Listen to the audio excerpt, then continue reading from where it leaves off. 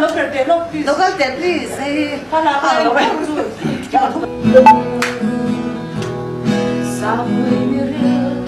Ai coi sia chiang la moi kim nghe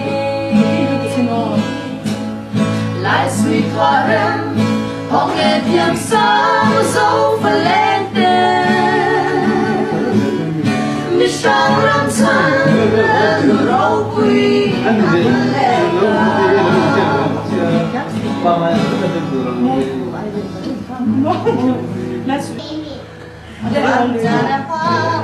ang bay boyan luna ai chua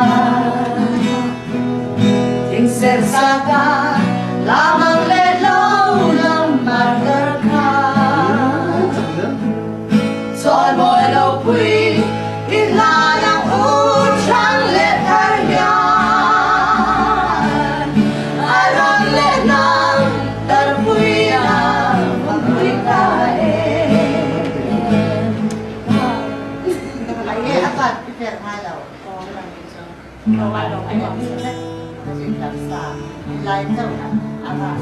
số sai ông đi xuống cực ngôi tôi cũng chọn Thì làm cho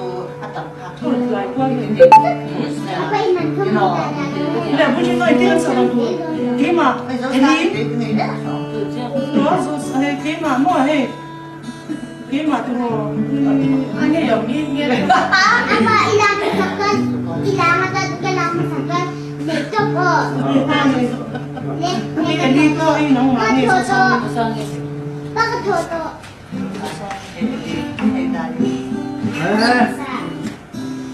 nè cái con mình nó nó cái tóc học của tôi mà tiếng mưa quê say trôi đôi môi lăn xin tiếng lên quê suy khao ban quý lần hai lâu nói đi lên khắp cả lên là đủ qua được sáng suy mình đến trên tay anh không thể lâu đâu quý đi xa quý tôi asal ngayon isn't that fair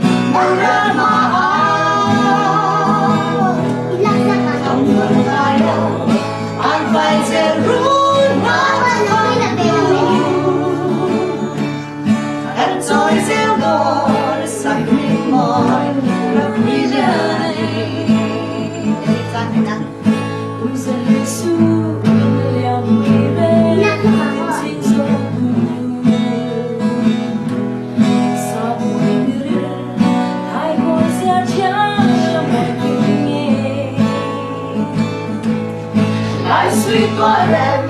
có nghe thiam sáng dấu phần lên tên mi sang ram san là nụ râu quy mà buồn lệ ta mắt con về đâu râu quy đi xa quy tờ na asa ngay đâu isn't that fair đâu ra mà